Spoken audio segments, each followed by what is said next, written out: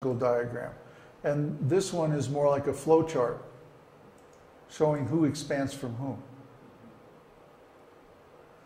They show different things. They illustrate, here this illustrates domains. That's why I called it domains as the title, you see.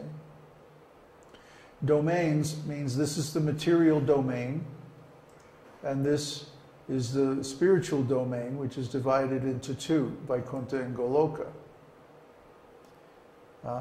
So they illustrate different things. Now all I've done here is taken the sections of Srimad Bhagavatam that describe these things and put them in a diagram format. That's all I've done. And I'm sure if you go through you could find, you know, much more elaborate ways of showing these same things.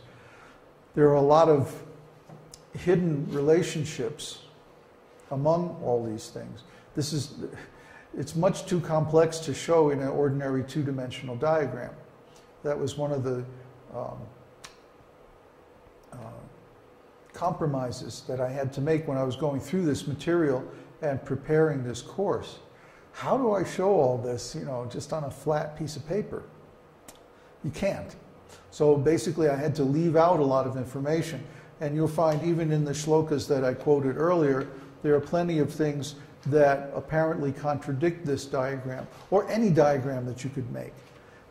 It's not possible to diagram all these complex spiritual relationships on a flat piece of paper. You just can't do it. But you can make approximate diagrams that give the idea or the concepts that allow you to put these things in some kind of order, or make a picture in your mind of how these different things go together. Is there a question? Yes? All these Vishnu expansions have Shakti too? Yes.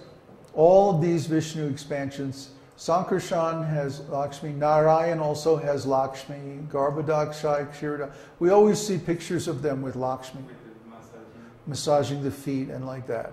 Yeah. I just didn't want to make this diagram too complicated, more than it already is.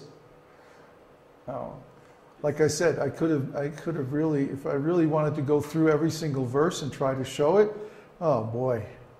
I mean, I'd have arrows coming off every which way. It would be too complicated to read.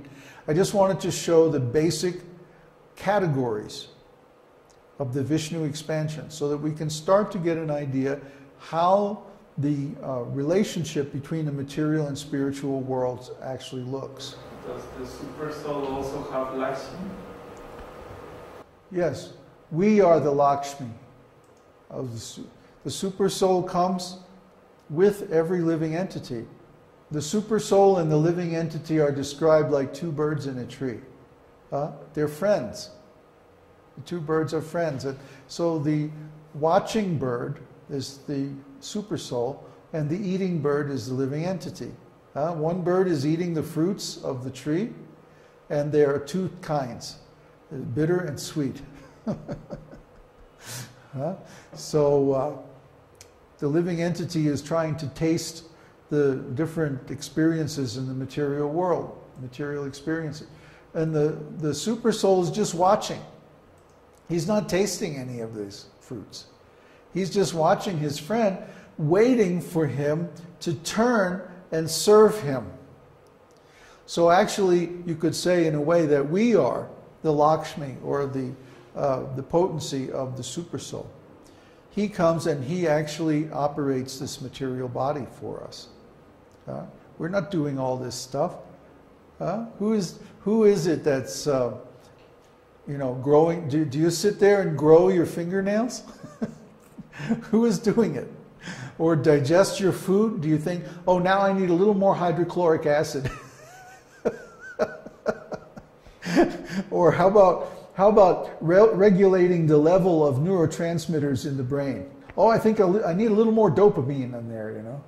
I mean, none of us has even the slightest conscious awareness of the thousands and thousands of complex processes that it takes to run this body. I mean, a car, for example, They're becoming more and more complicated lately. But at some point, there's an engineer who knows all the different systems of the car and how they work together to produce the final result. But none of us have that knowledge about our own body.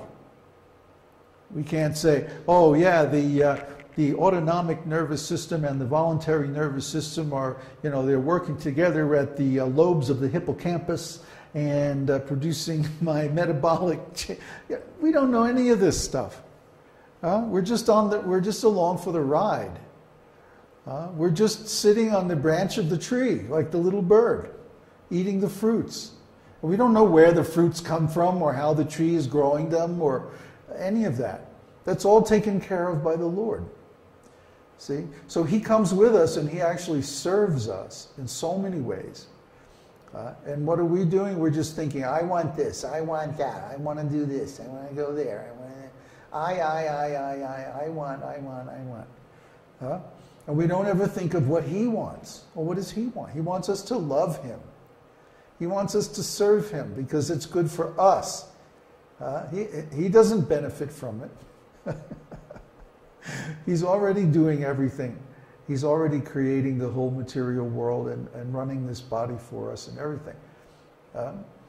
So He's just waiting, giving us a chance at every moment to serve Him. And when we engage in His service, then we get relief from this eating these different material fruits. Material consciousness, material qualities, material form. These are all temporary. They're all sour fruits. Prabhupada was saying in this lecture I was reading the other day or hearing, he says, people say in this material world there's good and bad, but actually it's all bad. Because everything we do, even so-called good, means we have to take another material body. So even if we get a very nice material body, like that of a demigod, or something like that, we still have to go through birth, old age, disease, and death in this material world, and then rebirth and so on. Horrible. So better that we don't engage in any material activity, that we only engage in spiritual activity. And in that way, we earn release from this material existence, and we go back to our normal existence in the spiritual world.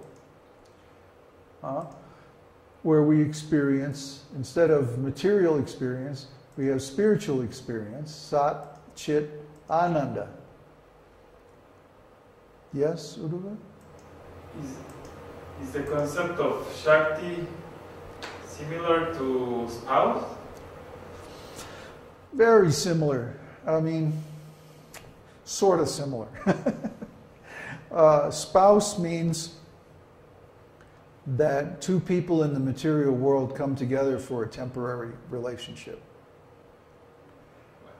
I mean, they're supposed to be lifetime partners and all that, It's some perverted reflection of the idea of Shakti.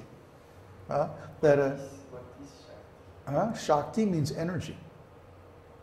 Just like that? Yeah, it means like the sunshine and the sun. The sunshine is the Shakti and the sun is the Shaktiman, or the source of that energy.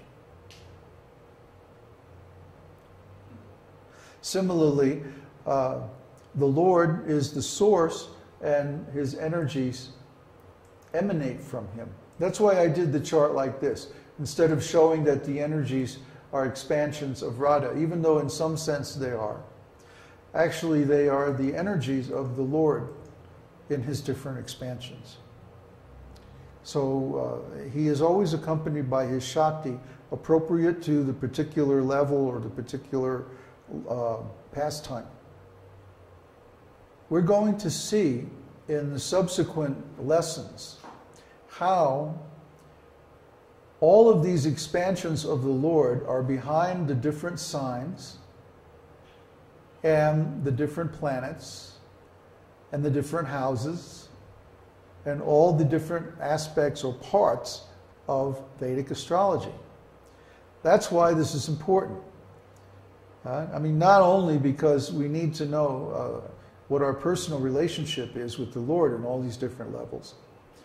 But also as an astrologer, we can see how the Lord is acting through all of these different signs, planets, aspects, and so forth. If we don't have that consciousness, then we're not doing Vedic astrology, we're doing mundane astrology. Vedic astrology means doing astrology with an awareness of the sacred, an awareness of the absolute, and our relationship with the absolute. So it's not just another kind of mundane astrology. If we do Vedic astrology like that, then what's the difference? We might as well be doing Western astrology. And unfortunately, most of the Vedic astrologers in the West are practicing like that. So we don't want to fall into the same trap. We have a better idea. And that idea comes straight from Brihad Parashara Hora Shastra.